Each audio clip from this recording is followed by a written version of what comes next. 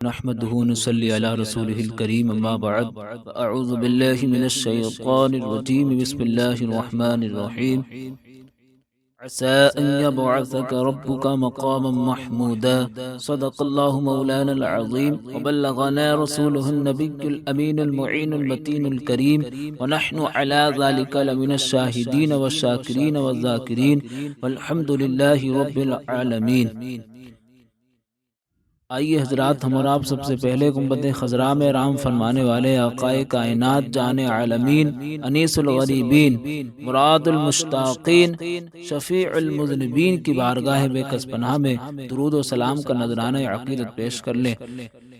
اللہم صلی علی سیدنا و شفیعنا و حبیبنا و مولانا و ملجانا و مأوانا محمد مبارک وسلم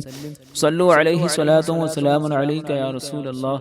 صلی اللہ تعالی علیہ وسلم۔ میرے آقا اعلی حضرت امام اہل سنت امام احمد رضا خان فاضل بریلوی علیہ رحمت والرضوان کیا ہی خوب ارشاد فرماتے ہیں کہ پیش حق مزدہ شفاعت کا سناتے جائیں گے، آپ روتے جائیں گے، ہم کو ہنساتے جائیں گے، اور وہ ساعتیں دی ہیں خدا نے دامن محبوب کو، جرم کھلتے جائیں گے اور وہ چھپاتے جائیں گے، اور حشر تک ڈالیں گے ہم پیدائش مولا کی دھوم، مثل فارس نجد کے قلعے گراتے جائیں گے، اور خاک ہو جائیں عدو جل کر مگر ہم تو رضا، خاک ہو جائیں عدو جل کر مگر ہم تو رضا، دم میں جب تک دم ہے ذکر ان کا سناتے جائیں گے، دم میں جب تک دم ہے ذکر ان کا سناتے جائیں گے۔ حضرات گرامی، رب کائنات قرآن عظیم میں اپنے محبوب صلی اللہ تعالی علیہ وسلم کی شان و شوکت کا اظہار فرماتا ہے، چنانچہ ارشاد فرماتا ہے عسیٰ ان یبعثک ربک مقاما محمودا، یعنی ان قریب پروردگار عالم آپ کو مقام محمود پر فائز فرمائے گا، آپ کو مقام محمود عطا فرمائے گا۔ تو حضرات، یہ مقام محمود کیا ہے؟ مقام محمود کس کو کہتے ہیں؟ مقام محمود کیا چیز ہے؟ آئیے اسے سمجھیں۔ اس کے بارے میں امام فخر الدین رازی رحمۃ اللہ تعالی علیہ تفسیر کبیر الرازی جلد نمبر 5 کے صفحہ نمبر 431 پر مقام محمود کا معنی بیان فرماتے ہیں، اور آپ لکھتے ہیں کہ انہو شفاعت النبی صلی اللہ تعالی علیہ وسلم، کہ مقام محمود یہ نبی کریم صلی اللہ تعالی علیہ وسلم کی شفاعت ہے۔ اور تمام مفسرین کرام کا اس بات پر اتفاق و اتحاد و اجماع ہے کہ مقام محمود رحمت دو عالم صلی اللہ تعالی علیہ وسلم کی شفاعت ہی ہے، اور خود سرکار دو عالم صلی اللہ تعالی علیہ وسلم نے مقام محمود کے تعلق سے ارشاد فرمایا، بخاری شریف جلد ثانی کے صفحہ نمبر 686 پر حدیث پاک ہے، حضور فرماتے ہیں والمقام الذی اشفع فیہ امتی، یعنی مقام محمود وہ مقام ہے جس جگہ میں اپنی امت کی شفاعت کروں گا۔ پروردگار عالم نے قرآن مقدس میں ارشاد فرمایا عسیٰ ان یبعثک ربک مقاما محمودا، یعنی قریب ہے کہ تمہیں تمہارا رب ایسی جگہ کھڑا کرے گا جہاں تمہاری سب تعریف کریں گے۔ مفسرین کرام یہ بھی بیان فرماتے ہیں کہ مقام محمود یہ ایسا مقام ہے کہ جس جگہ کسی دوسرے کو کھڑے ہونے کی اجازت نہ ہوگی، اس لیے تو اعلیٰ حضرت نے فرمایا شفاعت کرے حشر میں جو رضا کی، سوا تیرے یہ کس کو قدرت ملی ہے۔ اور کتاب الشفا میں ہے کہ حضرت حذیفہ رضی اللہ تعالی عنہ سے روایت ہے کہ کل بروز قیامت اللہ تبارک و تعالی تمام مسلمانوں کو ایک ہموار میدان میں جمع کرے گا، جہاں پکارنے والے کی آواز کو سب سنیں گے اور سب نظر آتے ہوں گے، لوگ اس طرح ننگے ہوں گے جس طرح پیدا ہوئے تھے، اور سب کے سب خاموش ہوں گے، اذن الہی کے بغیر کسی کو بولنے کی جرأت نہ ہوگی۔ اس کے بعد نبی کریم صلی اللہ تعالی علیہ وسلم کو ایک ایسے مقام پر بلایا جائے گا جہاں آپ یہ کہیں گے اے اللہ میں تیری بارگاہ میں حاضر ہوں، ساری بھلائی تیرے ہاتھ میں ہے، اور تو کسی کو برائی کا حکم نہیں دیتا۔ ہدایت پر وہی ہے جس کو تو نے ہدایت دے دی۔ تیرا بندہ تیری بارگاہ میں حاضر ہے، میں تیرے ہی لیے ہوں اور میری دوڑ بھی تیری ہی جانب ہے۔ تیری بارگاہ کے سوا کوئی پناہ گاہ اور جائے نجات نہیں، تیری ذات بابرکت، بلند اور پاک ہے۔ تو جس مقام پر کھڑے ہو کر آپ یہ حمد الہی بجلائیں گے، اسی جگہ کا نام مقام محمود ہے۔ اور بخاری شریف جلد ثانی باب قولہ عسیٰ ان یبعثک ربک مقاما محمودا، حدیث نمبر 1 پارہ نمبر 15 صفحہ نمبر 686۔ آدم ابن علی قال سمعت ابن عمر يقول الناس يصيرون يوم القيامة جثاء كل أمة تتبع نبيها يقولون يا فلان اشفع يا فلان اشفع حتى تنتهي الشفاعة إلى النبي صلى الله تعالى عليه وسلم وذلك يوم يبعثه الله المقام المحمود۔ یعنی حضرت آدم ابن علی کا بیان ہے کہ میں نے حضرت ابن عمر رضی اللہ تعالیٰ عنہما کو فرماتے ہوئے سنا کہ بروز قیامت لوگ گروہ بنا کر، جماعت بنا کر اپنے اپنے نبی کی بارگاہوں میں حاضر ہوں گے اور عرض کریں گے حضور ہماری شفاعت فرمائیے، یہاں تک کہ شفاعت کی بات نبی کریم صلی اللہ تعالی علیہ وسلم تک آ پہنچے گی۔ بس اس روز شفاعت کے لیے اللہ تبارک و تعالی آپ کو مقام محمود پر کھڑا کرے۔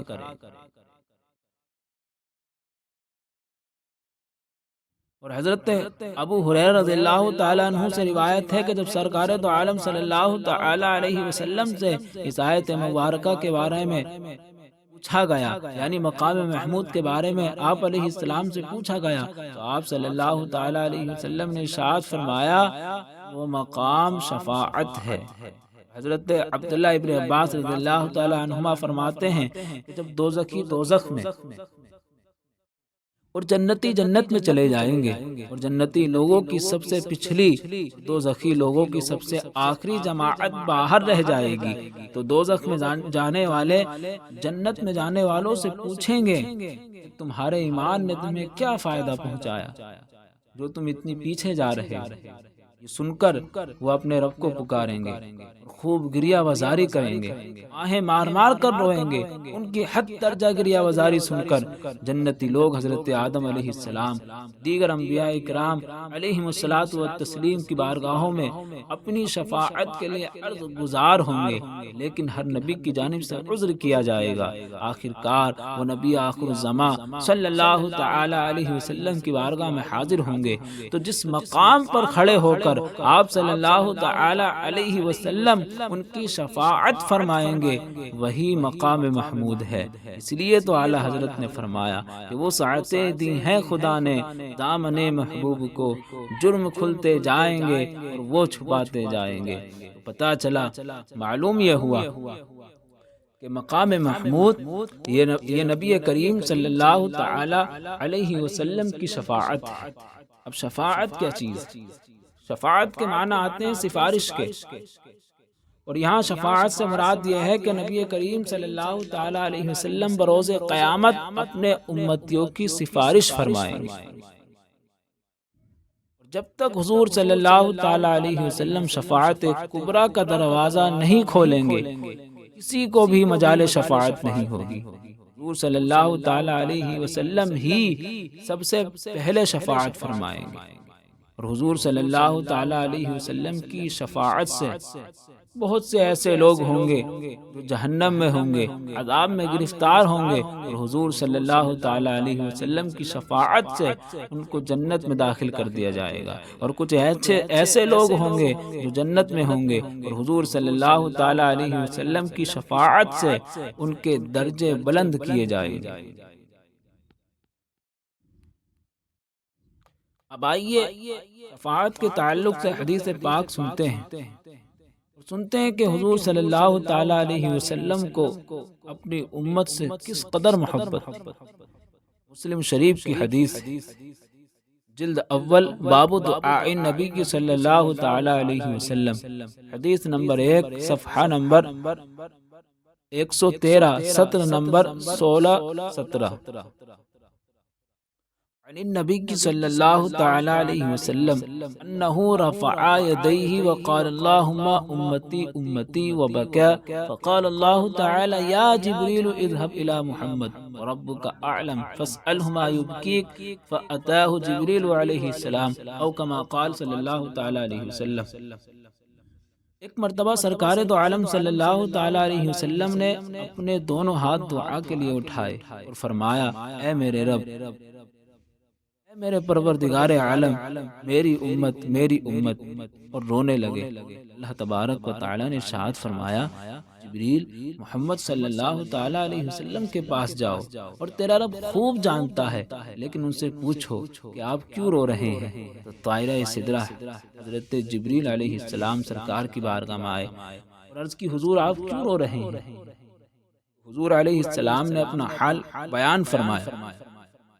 حضرت جبریل علیہ السلام نے بارگاہ الہی میں عرض کیا تو رب تبارک و تعالی نے ارشاد فرمایا اے جبریل محمد صلی اللہ تعالی علیہ وسلم کے پاس جاؤ، کہو تمہاری امت کے بارے میں ہم تجھ کو راضی کر دیں گے اور مایوس نہیں کریں گے۔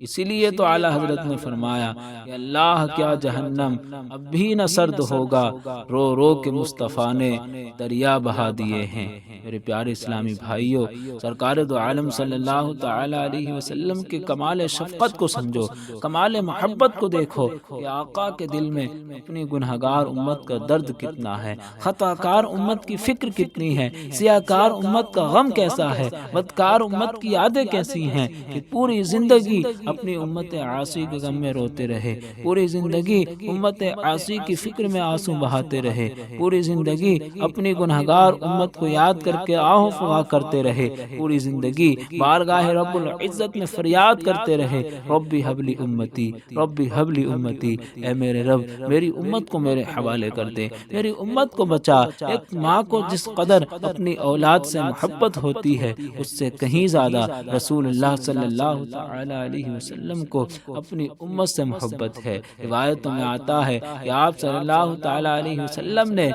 ولادت کے بعد اپنے گنہگار امتیوں کو یاد کیا، معراج کی رات اپنے سیاہکار غلاموں کو یاد کیا، بعد وصال قبر انور میں اپنے خطاکار عاشقوں کو یاد فرمایا، اور صرف اتنا ہی نہیں بلکہ بروز قیامت سب کو اپنی اپنی فکر ہوگی، ہر ایک کو اپنی اپنی دھن لگی ہوگی، مگر محبوب دو جہاں صلی اللہ تعالی علیہ وسلم کو ساری امت کی فکر ہوگی۔ مصطفیٰ جان رحمت صلی اللہ تعالی علیہ وسلم امت کی شفاعت کے لیے زار و قطار رو رہے ہیں، امت کی نجات کے لیے پریشان حال ہے، امت کی بخشش کے لیے فکر مند ہے، امت کے گناہوں کی تلافی کے لیے بے قرار ہے، امت کو دوزخ سے آزاد کرانے کے لیے بارگاہ رب ذوالجلال میں سجدہ ریز ہیں، امت کو آگ کے دہکتے شعلوں سے بچانے کے لیے بے چین ہے، اور پروردگار عالم کا رحم و کرم تو دیکھو، فرما رہا اے محبوب ہم آپ کو آپ کی امت کے بارے میں راضی کر دیں گے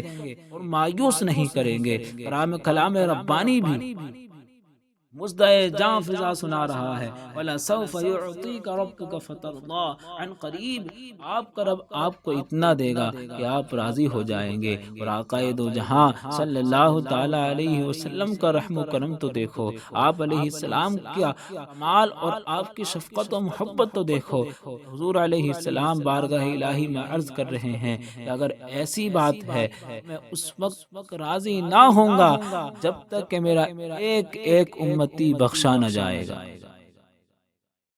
تو آئی ہے شفاعت عفو پر، بڑھتے بڑھتے عام ہو ہی جائے گا، جنت میں وہ رسول ہمارا نہ جائے گا جب تک ہر ایک امتی بخشا نہ جائے گا، جب تک کہ ہر ایک امتی بخشا نہ جائے گا۔ نبی کریم صلی اللہ تعالی علیہ وسلم نے ارشاد فرمایا کہ قیامت کے دن لوگ ایک چٹیل میدان میں کھڑے کیے جائیں گے جو ہر قسم کے درختوں اور اونچے نیچے ٹیلوں اور عمارتوں سے پاک و صاف ہوگا، اور یہ زمین دنیا کی زمین جیسی نہ ہوگی بلکہ صرف نام کی زمین رہ جائے گی۔ چنانچہ اللہ تبارک و تعالیٰ کا فرمان ہے یوم تبدل الارض غیر الارض والسماوات، یعنی قیامت کے دن زمین و آسمان دوسرے روپ میں بدل دیے جائیں گے، اے میرے مسلمان بھائیوں، ذرا غور تو کرو اور سوچو کہ اس دن کی ہولناکی کیسی ہوگی جب لوگ اس میدان میں جمع کیے جائیں گے، تمام کے تمام ستارے بکھر جائیں گے، سورج اور چاند کی روشنی زائل ہو جائے گی، زمین اندھیرے میں ڈوب جائے گی، آسمان پھٹ جائے گا اور اس کے پھٹنے کی وجہ سے اس سے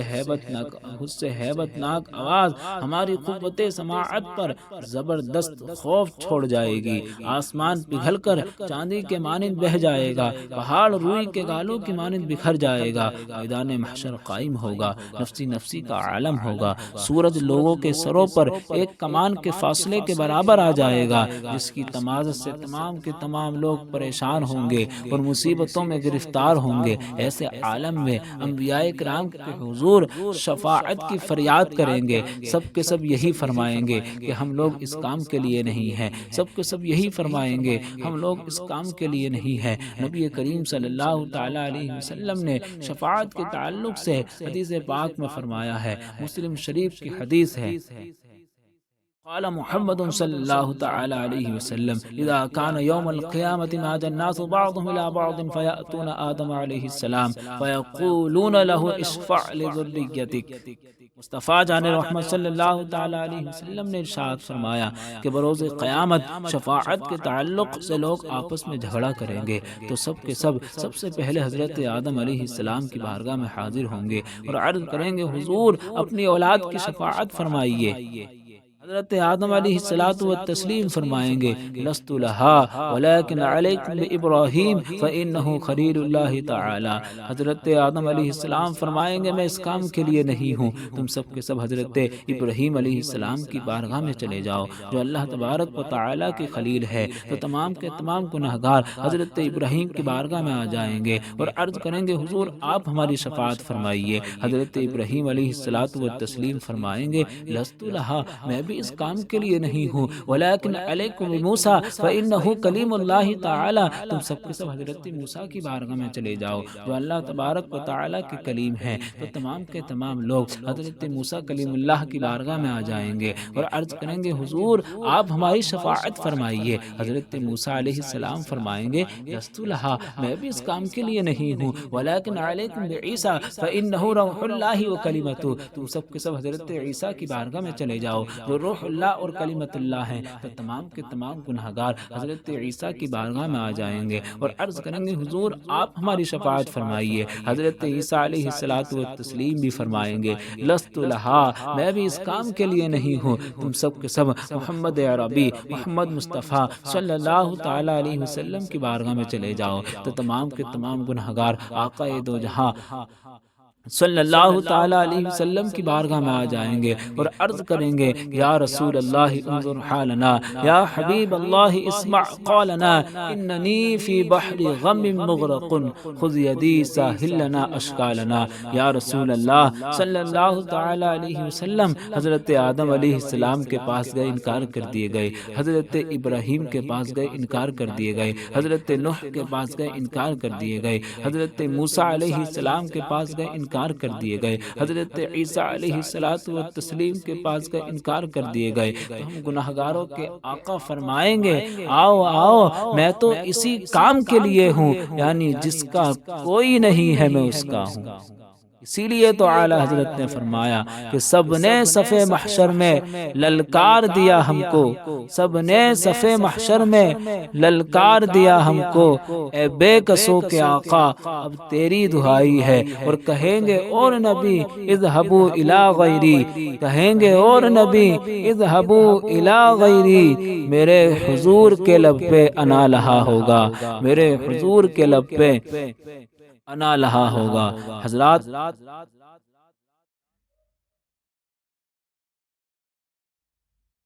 یہ بات بھی قابل غور اور قابل توجہ ہے کہ لوگ اکٹھا ہو کر شفاعت کے لیے حضرت آدم کے پاس جائیں گے مگر وہ واپس کر دیے جائیں گے، حضرت ابراہیم کے پاس جائیں گے وہ بھی محروم کر دیں گے، حضرت نوح کے پاس جائیں گے وہ بھی لوٹا دیں گے، حضرت موسیٰ کے پاس جائیں گے وہ بھی انکار کر دیں گے، حضرت عیسیٰ کے پاس جائیں گے وہ بھی نا امید کر دیں گے۔ آخر میں تمام نبیوں کے نبی صلی اللہ علیہ وسلم کی بارگاہ میں جائیں گے، شفاعت کی بھیک مانگے گی۔ آقا فرمائیں گے انا لہا، میں تو اسی کام کے لیے ہوں۔ حضرات یہاں میں ایک نقطے کی طرف آپ کی توجہ مبذول کرنا چاہتا ہوں۔ جب سبھی انبیاء کرام شفاعت سے انکار کر دیں گے، صرف میرے آقا ہی شفاعت فرمائیں گے،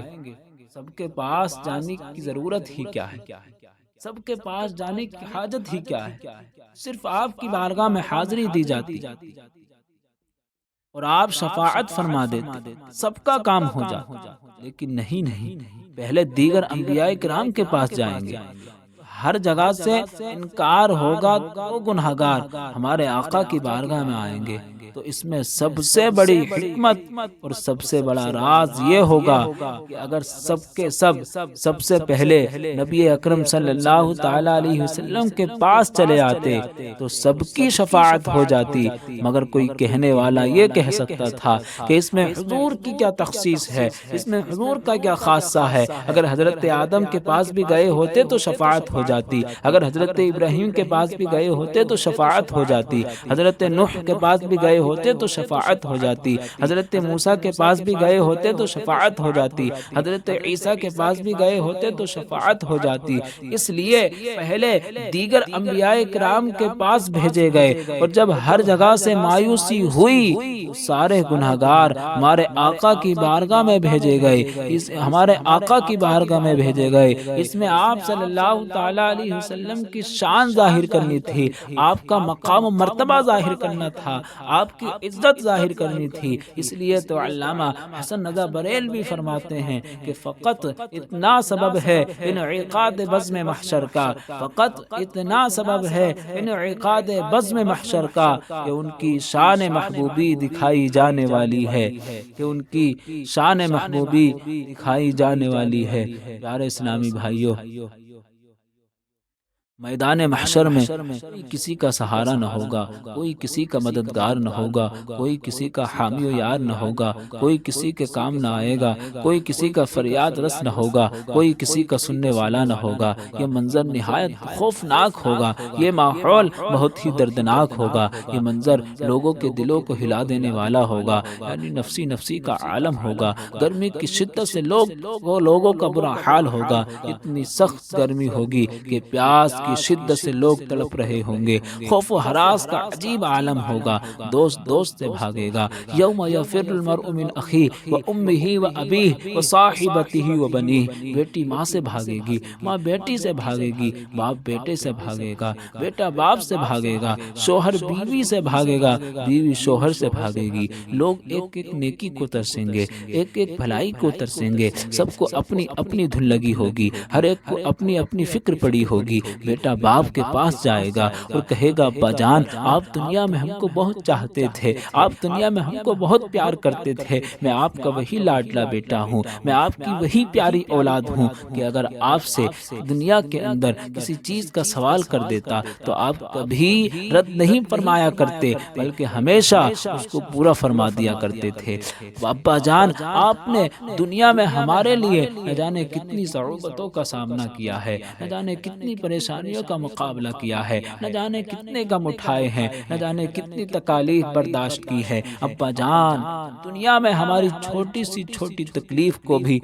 گوارا نہیں کرتے تھے۔ ابا جان آج قیامت کا ہولناک منظر ہے، اس منظر نے تو میرا دل ہلا کر کے رکھ دیا ہے۔ ابا جان اس دردناک عذاب سے بچنے کے لیے، جہنم کی دہکتی آگ سے محفوظ رہنے کے لیے صرف ایک نیکی کی ضرورت ہے، صرف ایک نیکی کی حاجت ہے۔ ابا جان رحم فرمائیے، کرم فرمائیے اور ایک نیکی عطا فرما دیجئے تاکہ میں اس دردناک عذاب سے بچ جاؤں، جہنم کے دہکتے شعلوں سے آزاد ہو جاؤں۔ باپ انکار کر دے گا اور کہے گا کیسا بیٹا، میرا تو دنیا میں کوئی بیٹا ہی نہیں تھا، اور باپ بیٹے کو پہچاننے سے بھی انکار کر دے گا۔ اسی طرح بیٹی ماں کے پاس جائے گی، ماں انکار کر دے گی، باپ بیٹے کے پاس جائے گا، بیٹا انکار کر دے گا اور کہے گا میں تمہیں نہیں پہچانتا، الغرض کوئی کسی کا سہارا نہ ہوگا، کوئی کسی کا پرسان حال نہ ہوگا، نفسی نفسی کا عالم ہوگا، کوئی کسی کا پرسان حال نہ ہوگا۔ اے دنیا کے مسلمانوں، ذرا غور تو کرو، میدان محشر کا نقشہ ذہن میں تو لاؤ۔ آج دنیا کو حاصل کرنے کے لیے نہ جانے کیا سے کیا کر لیتے ہو، نہ جانے کیا سے کیا کر لیتے ہو۔ آج دنیا کو حاصل کرنے کے لیے نہ جانے کتنے جھوٹ بولتے ہو، آج دنیا کو حاصل کرنے کے لیے نہ جانے کتنی غیبتیں کرتے ہو، آج دنیا کو حاصل کرنے کے لیے نہ جانے کتنی چغل خوریاں کرتے ہو، نہ جانے کتنا وقت برباد کرتے ہو۔ کہ دنیا ہمیشہ تمہارے ساتھ رہ جائے گی؟ ہرگز نہیں، ہرگز نہیں، بلکہ ایک دن ایسا آئے گا کہ تمہیں موت کا مزہ چکھنا ہوگا، اس دارہ فانی سے دارہ بقا کی طرف منتقل ہونا ہوگا۔ ارشاد الہی ہے کل نفس ذائقۃ الموت، یعنی ہر ایک نفس کو موت کا مزہ چکھنا ہے۔ اور دوسرے مقام پر فرمایا اینما تکونوا یدرککم الموت ولو کنتم فی بروج مشیدہ، کہ تم جہاں کہیں بھی ہو موت تم کو ضرور پکڑ لے گی، اگرچہ مضبوط قلعوں میں داخل کیوں نہ ہو جاؤ۔ لہذا اب بھی وقت ہے، وقت کو پہچانو، وقت کی قدر کرو، اور سچے دل سے اللہ تبارک و تعالیٰ کی بارگاہ میں توبہ کرو، سچے دل سے اللہ تبارک و تعالیٰ کی بارگاہ میں توبہ کر لو۔ کیونکہ توبہ کے تعلق سے حضور فرماتے ہیں تائب من الذنب کمن لا ذنب لہ، کہ گناہوں سے توبہ کرنے والا ایسا پاک و صاف ہو جایا کرتا ہے جیسا کہ اس نے کوئی گناہ کیا ہی نہ ہو۔ اور ایک روایت میں آتا ہے کہ اپنے گناہوں سے سچی توبہ کرنے والا ایسا پاک و صاف ہو جایا کرتا ہے جیسا کہ وہ اس دن تھا جس دن اپنی ماں کے پیٹ سے پیدا ہوا۔ اور ایک روایت میں آتا ہے حضور فرماتے ہیں لو اخطأتم حتی خطایاکم السماء ثم تبتم لتاب علیکم، کہ اے بنی آدم اگر تم خطا کر لو، گناہ کر لو،